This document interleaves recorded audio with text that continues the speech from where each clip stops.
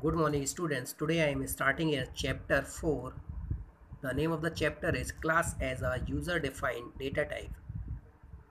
So the main topics of this chapter today are, first one is we will see the data type, primitive data type, composite data type, creating the object, invoking a function, access specifier, and the last one is wrapper class. So what do you understand by the data type? So data type represent the type of data and associate operations on it.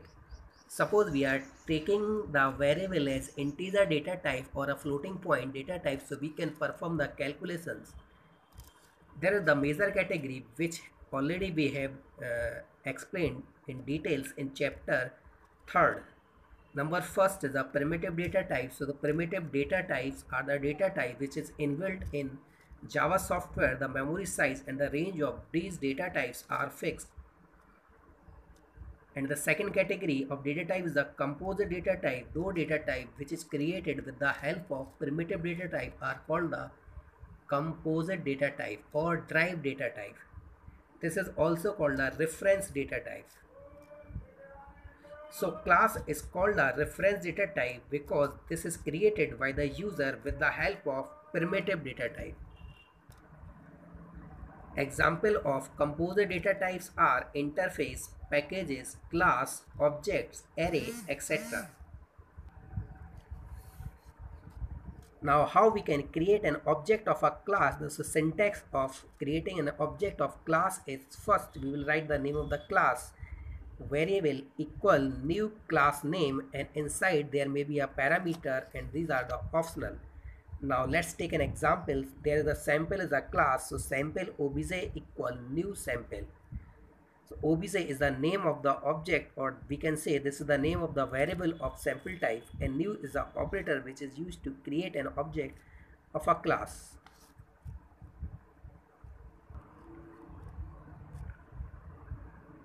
The next topic is the instantiation. So when we are creating an object with the help of new operator, then system is allocate the memory for this object. This process is known as the instantiation. Now the next topic is invoking a function with the help of object. So the syntax of this is, first we will write the object of class dot function name and parameter list. So dot operator is used for calling a function with the help of object. Let's take an example of this. So here we are calling a function getSum, and obj is a object of class. Now the next topic is a access specifier.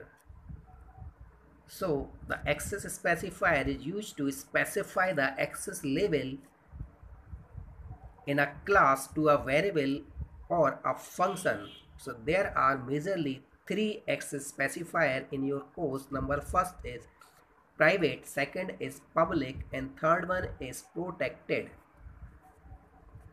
So what do you understand by the private access specifier? If we are declaring any variable inside a class as a private, so this variable will be accessed only inside a class.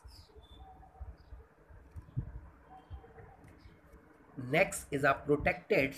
So when we are specify the protected access specifier to a variable in a class, so this variable we can use inside own class and its subclass.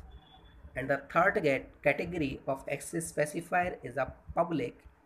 So this variable we can use inside own class, subclass, and other class.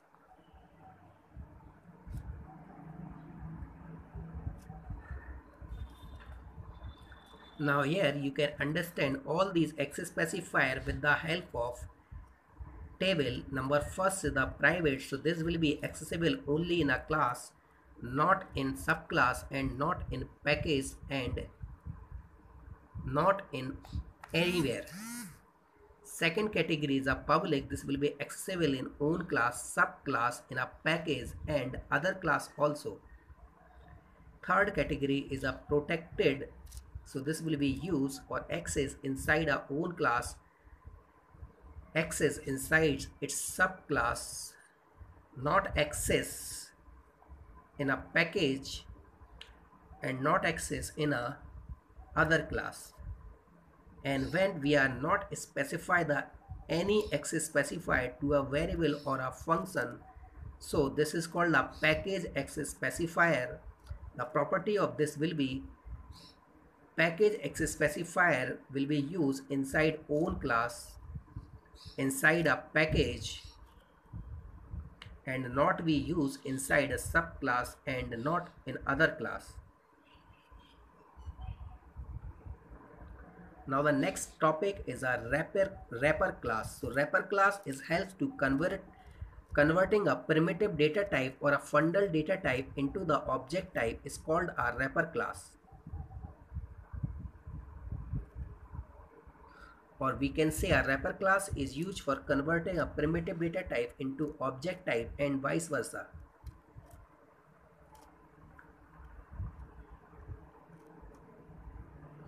Now here there is some name of primitive data type and the wrapper class of that. So the primitive data type is a byte, so the wrapper class is byte and V will be the capital.